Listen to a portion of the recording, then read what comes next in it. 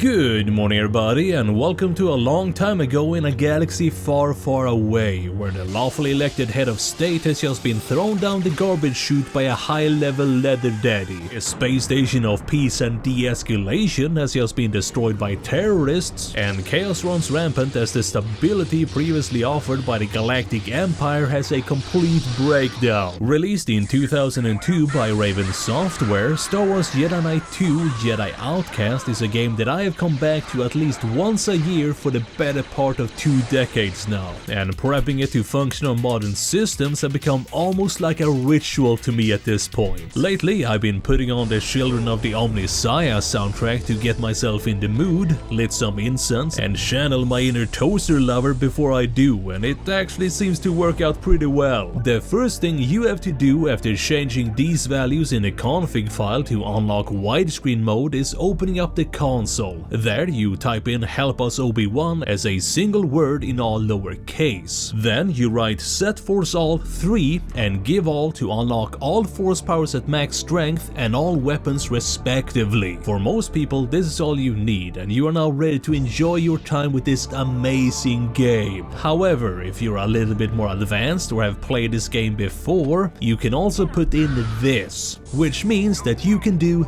this.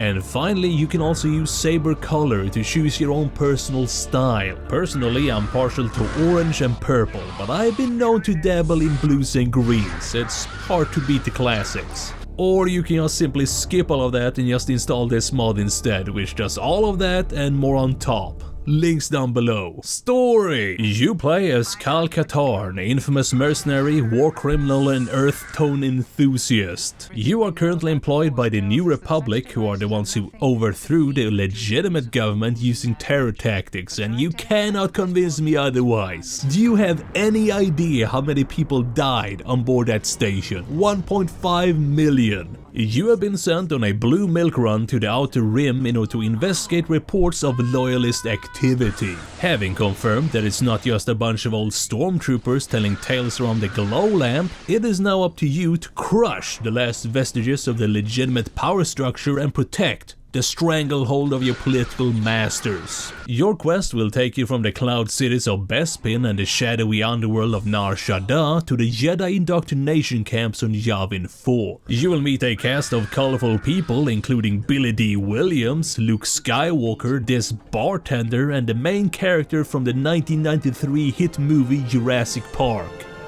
A fucking dinosaur.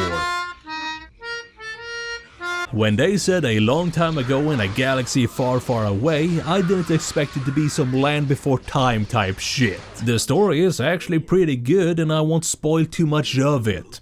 But we don't play for the story. We play because of this.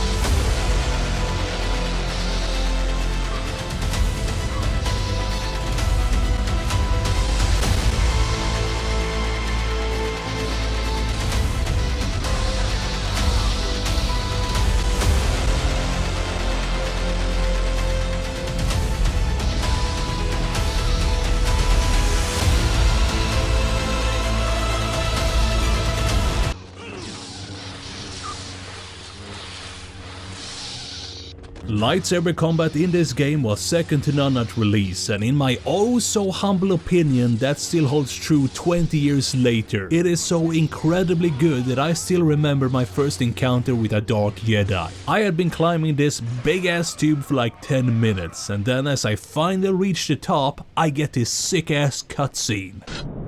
I sense a disturbance in the Force, but there's something strange about it.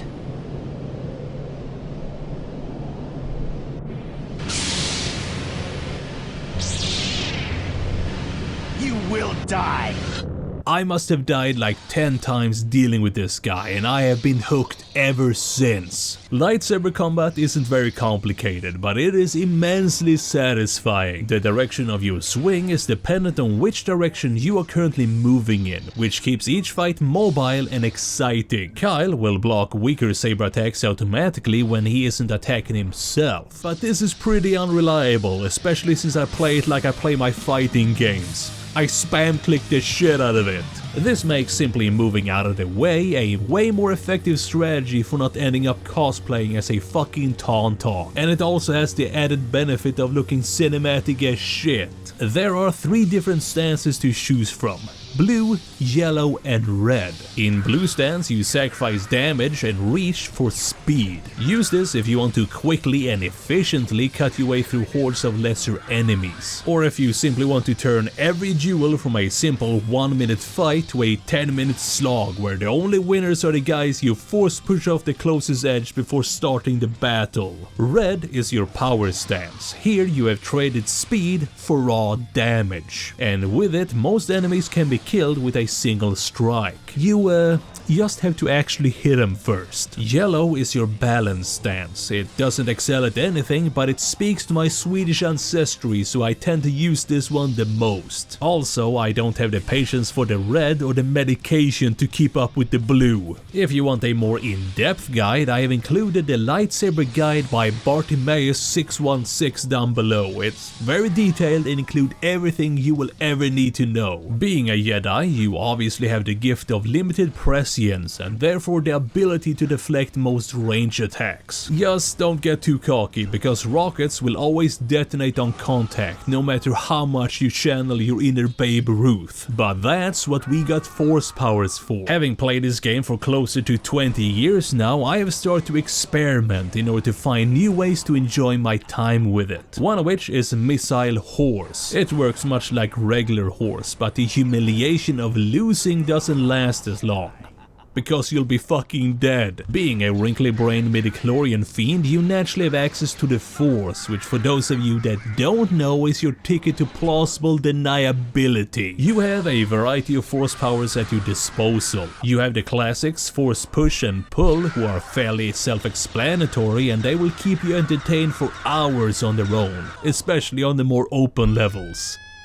Force Speed is the equivalent of injecting your favorite brand of amphetamines enough times that you briefly break the land speed record. I don't really use it myself because I'm not a bitch. Force Heal is the culmination of every mother telling their crayon-eating spawn that they can do anything if they just put their minds to it. Several cauterized wounds perforating your vital organs? No problem, just put your mind to it and it will sort itself out. You know, probably.